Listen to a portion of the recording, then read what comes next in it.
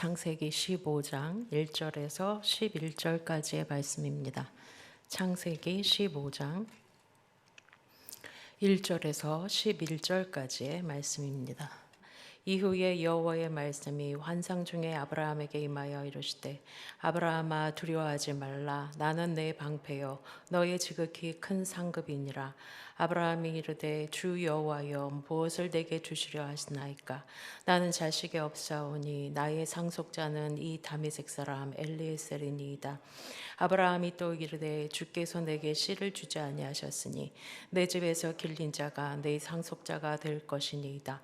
여호와의 말씀이 그에게 임하여 그 사람이 내 상속자가 아니라 내 몸에서 날 자가 내 상속자가 되리라 하시고 그를 이끌고 밖으로 나가 이르시되 하늘을 우러러 무뼈를 셀 수 있나 보라. 또 그에게 이르시되 내 자손이 이와 같으리라.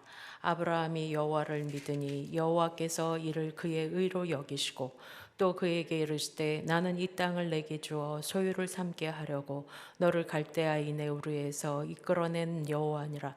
그가 이르되 주 여호와여 내가 이 땅을 소유로 받을 것을 무엇으로 알리이까.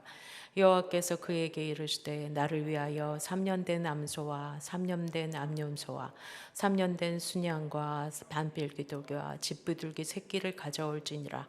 아브라함이 그 모든 것을 가져다가 그 중간을 쪼개고 그 쪼갠 것을 마주 대하여 놓고 그 새는 쪼개지 아니하였으며 솔개가 그 사체 위에 내릴 때에는 아브라함이 쫓았더라.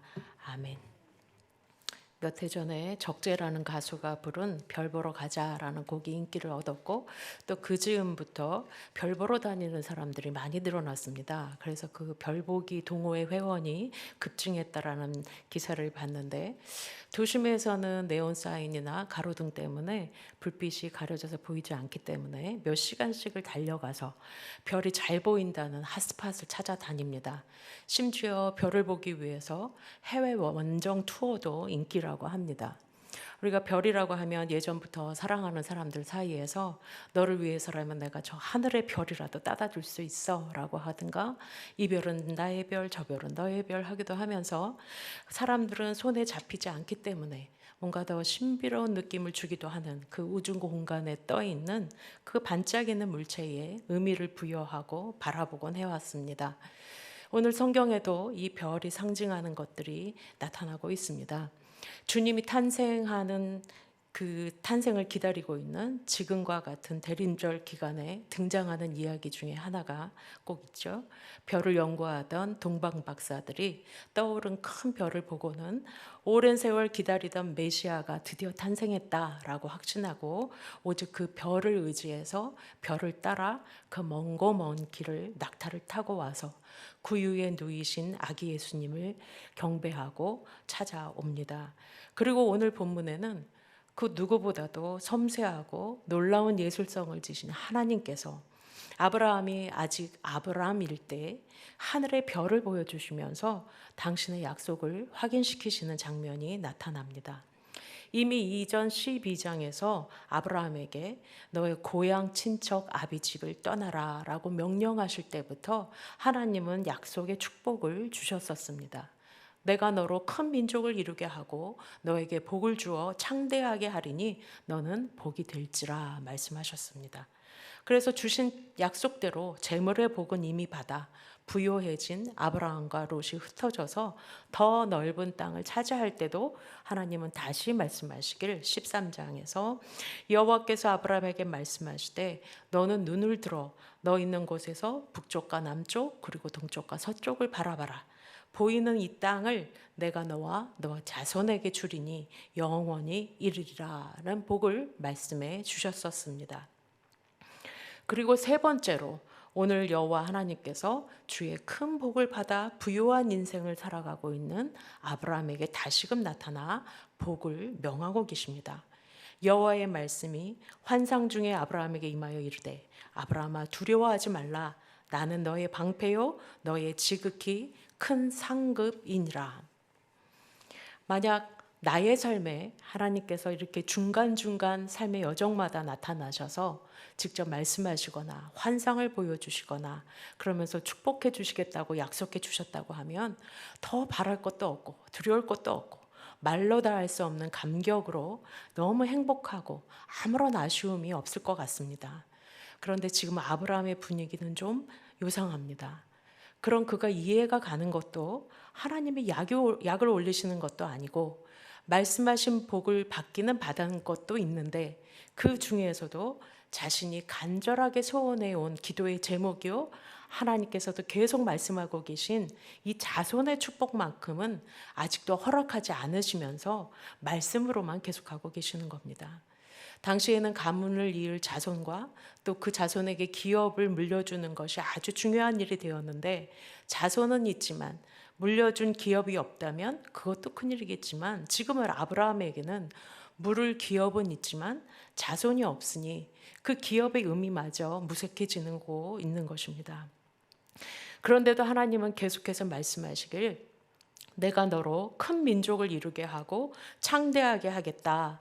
지금 너의 눈에 보이는 사방의 모든 땅을 너의 자손에게 주겠다 말은 하시지만 막상 그것을 이어받을 자손을 주지 않으니 기다리고 기다리다가 지쳐서 이제 포기한 상태입니다. 그런데 하나님이 또다시 축복의 말씀을 하시니까 아브라함의 참았던 심술보가 터져버린 것입니다. 주 여호와여, 나는 자식도 없는데 대체 무엇을 내게 주겠다는 말씀이십니까? 땅이 많으면 뭐하고 재산이 넘치면 뭐합니까? 물려줄 자손도 없는데. 하나님이 내게 자손을 안 주셨으니까 이 주신 기업은 남들이 하는 대로 우리 집에서 자라난 종에게나 물려줘야겠지요 라고 하는 말을 하면서 투정을 부리고 있습니다. 이 말에 하나님이 이렇게 대답하십니다. 아니다. 그 사람은 너의 상속자가 아니다. 너의 몸에서 상속자가 태어날 것이다. 그리고서는 아브라함을 이끌고 밖으로 나가십니다. 그리고 말씀하십니다. 하늘을 우러러봐라. 그리고 거기에 있는 무별들을 셀 수 있나 한번 봐라. 도시에서 태어나고 자란 저는 그렇게 어마어마한 별들의 모습을 본 기억이 많지 않습니다. 근데 저희 남편은 성지순례 갔을 때 그 일정 중에 요르단 광야에서 텐트를 치고 1박을 하는 일정이 있었는데, 그때 보았던 광경을 잊지 못하고 가끔 이야기를 해줍니다. 그 밤에는 기온이 엄청 많이 내려가서 춥다고 하는데 그 한기를 느낄 만한 겨를도 없이 그 펼쳐졌던 하늘의 엄청난 모습이 정말 말 그대로 압도당하는 것 같은 경험을 했다는 것입니다. 가끔 그 얘기를 한 것이 생각나서 제가 어제 설교 준비를 하다가 그때 본 것을 좀 잘 설명해 달라고 다시 하니까, 그건 직접 보지 않고서는 도저히 말로는 설명으로는 전달이 불가능하다고, 태어나서 어디에서도 그렇게 하늘에 빼곡하게 별들로 가득한 그 엄청난 광경을 자기가 본 적이 없다고 그러면서 다시 흥분하기 시작했습니다. 과학자들은 우주에 약 1000억 개의 은하계가 있다고 하고 또 각각의 은하계에 또 1000억 개의 별들이 있다고 하는데, 그 우주 공간이 얼마나 광활하고 그 안에 들어있는 별들은 또 얼마나 많은지 우리가 감히 상상하기 힘들 정도입니다. 그런데 바로 이 모든 것을 창조하신 창조주 하나님이 지금 말씀하시는 겁니다. 하늘을 올려다 보아라. 그리고 여기 있는 별들을 한번 세어보아라. 이 질문 앞에 우리는 더 이상 할 말이 없어집니다. 네가 이 별들을 셀 수 있니? 마치 전도사의 핵심 단어인 헤벨처럼 그저 헛되고 헛되며 무력하고 유한한 우리의 존재, 그래서 바람처럼 잠깐 왔다가 또 그림자처럼 안개처럼 쓰러지고 마는 지나가는 인생뿐인 우리의 존재, 그저 육신의 시야에 보이는 것 외에는 파악하지도 못하고 알 수도 없는 연약한 인생인 것을 다시 한번 확인할 뿐입니다. 그런 우리가 아브라함처럼 지금 종종 하나님께 우리도 따지는 겁니다. 하나님, 복 주신다면서요. 우리의 기도에 응답하신다면서요. 근데 안 주셨잖아요. 내가 바라던 거는 아직 안 받았어요. 그렇게 기도하고 소원했는데 왜 응답하시지 않으십니까? 라고 하면서 오늘 아브라함처럼 땅에 축복을 주신다고요? 하지만 내가 그렇게 원하는 자손은 주시지 않으셨지 않습니까? 라는 불평을 우리도 할 때가 있습니다. 이런 불신이 올라올 때에 우리는 나와 다른 하나님, 온 천하 만물을 지으시고 측량이 안 되고 무한할 것 같은 우주 공간보다도 더 크고 광대하신 그 하나님, 모든 별들의 수요를 알고 계실 뿐 아니라 당신의 손으로 창조하신 그 놀라운 하나님의 섭리를 우리가 다시금 바라봐야 됩니다. 네가 그 별들의 수를 셀 수 있니? 한번 세어보아라. 하늘을 보아라. 그 크신 하나님은 욥에게도 나타나셔서 난상토로를 벌이던 그 친구들과 욥의 입을 꾹 다물어 버리게 만들어 버리셨습니다. 네가 세상의 이치를 아니? 네가 바다의 샘에 들어가 봤니? 네가 별자리들을 각각 제때에 이끌어낼 수 있고 북두성을 다른 별들에게 이끌어 갈 수가 있더냐? 독수리가 공중에 떠서 높은 곳에 보금자리를 만드는 것이 너의 명령을 따른 것이었다고 생각하니? 달리는 말에 그 목에 휘날리는 갈기를 네가 입혀줘 봤니? 하나님은 여러 말씀으로 우리에게 묻고 계셨습니다. 시편 139편에 노래하기를 새벽 날개를 치며 바다 끝에 가서 살아도 거기서도 주께서 나를 인도하시고 붙드신다고 고백합니다. 내가 하늘에 올라갈지라도 거기 계시고 수월에 내 자리를 펼지라도 이미 거기 와 계시고 나를 알고 보고 계시는 하나님, 흑암이 숨기지 못하며 밤이 낮과 같이 비추게 하시는 하나님, 모태에서부터 내 형질이 이루어지기도 전부터 나를 보고 계신 하나님, 멀리서도 나의 생각을 아시는 그 하나님을 찬양하고 있습니다. 나를 아실 뿐 아니라 세상의 모든 것의 주권자가 되시는 이 크고 놀라우신 하나님 앞에 우리는 어떤 말을 할 수가 없습니다. 빛이 있어라 하시고 창조를 시작하신 것도 하나님이시요, 장차 다시 오사 세상을 심판하시고 죽음과 악의 권세를 멸하실 분도 하나님이십니다. 모든 일의 처음과 나중이 모두 하나님 안에 달려 있습니다. 아브라함을 이끌어 나가사 별을 보여주시면서 당신의 권능과 주권을 말씀해 주신 이 하나님이 연이어 말씀하십니다. 지금 너의 눈으로 보고 있는 이 하늘에 셀 수 없이 많은 그 별들처럼 너의 자손도 이와 같을 것이다. 이 말씀을 듣자마자 아브라함의 자세가 완전히 바뀝니다. 축복의 말씀에도 의심하고 투정 부렸던 그가 6절을 보면 아브라함이 여호와를 믿으니라고 시작합니다. 이전의 믿음과 다른 차원의 믿음을 이제 그가 소유합니다. 말씀으로 온 세상을 창조하신 창조주 하나님을 통해서 그 하늘의 무별들을, 셀 수 없는 별들을 보면서 그분이 하신 말씀은 반드시 이루어질 거라는 믿음, 하나님에게는 불가능이 없다라는 믿음을 갖게 됩니다. 주신 약속을 반드시 이루실 것이라고 믿습니다. 이제 아브라함은 하나님의 약속을 인격적으로 신뢰하고 확신하는 단계에 들어갑니다. 상식과 이성을 초월한 하나님의 말씀, 세상의 가치와 생각을 넘어서는 하나님의 약속을 믿게 되는 것입니다. 이 아브라함의 믿음을 하나님께서 그의 의로 여기셨다 기록합니다. 여기에 의라는 말을 다시 정의하면 의의 옷을 말하는 것입니다. 거룩하신 하나님 앞에 벌거벗은 죄인된 우리에게 의의 옷을 입혀주심으로 죄를 가리워 주셨습니다. 아브라함에게 약속하신 이 자손의 축복은 물론 이삭의 출생을 예언한 것이기도 하지만 궁극적으로는 그의 자손을 통해서 온 세상을 구원할 메시아 예수 그리스도가 나타날 것을 예언하신 말씀이고, 또 그를 통해 온 세상에 아브라함의 자손들, 곧 영적인 후손들이 하늘의 별과 같이 나타날 것이라는 구속적 언약의 말씀을 주고 계시는 것입니다. 이런 원대한 하나님의 뜻과 계획을 헤벨의 인생을 살아가는 우리의 시각으로는 당연히 다 파악할 수 없는 것이죠. 하지만 이제 아브라함의 믿음이 드디어 영적인 차원으로 들어서기 시작했습니다. 그리고 이제 하나님과 아브라함의 언약식이 거행됩니다. 이 언약식조차도 실은 하나님의 배려인 것을 알게 됩니다.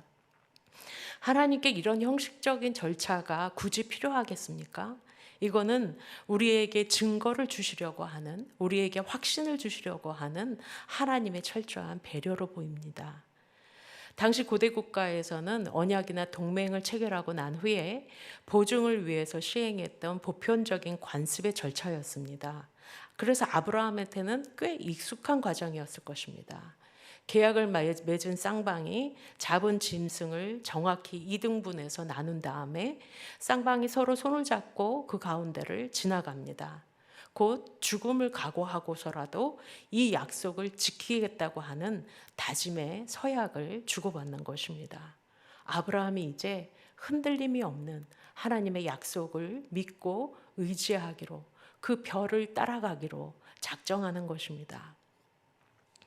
철학자 쉐렌 키르케로고르가 전하는 부유한 남자와 가난한 마부의 이야기가 있습니다.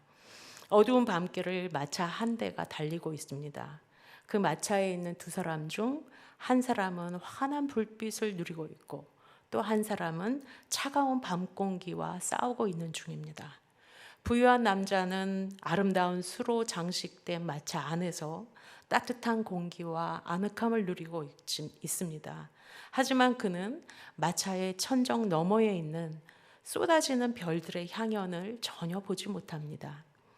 반면 가난한 마부는 컴컴한 어둠 속을 달리면서 아무도 자기의 앞길을 비춰주지 않는 것 같은 생각이 들고 미래에 소망이 없어 외롭고 쓸쓸한 마음에 사로잡히지만 그가 고개를 들어 올려 하늘을 보는 순간 쏟아질 것 같은 찬란한 별들이 밤새도록 달리고 있는 자신을 비추고 있는 것을 발견하게 된다는 이야기입니다. 때로 우리가 안락한 텐트 안을 떠나 밖으로 나가야 될 때가 있고 하나님이 우리를 그렇게 내몰아 가실 때가 있지만 그때는 마차 안에서는 결코 경험할 수 없는 놀랍고 신비로운 경이로운 축복이 기다리고 있음을 우리가 믿어야 됩니다. 우리의 믿음은 늘 앉아있던 익숙한 자리에서 익숙한 사람들과 즐기기만을 고집할 때에 비록 그곳이 편안하고 즐거울지라도 건강한 영성과 온전한 성숙을 기대하기가 어렵습니다. 역사적으로 볼 때도 기독교의 부흥은 권세를 누릴 때가 아니라 환난과 어려움의 시기에 있어 왔습니다. 스스로 평안하다 하는 시기에 대부분의 교회들은 타락했습니다.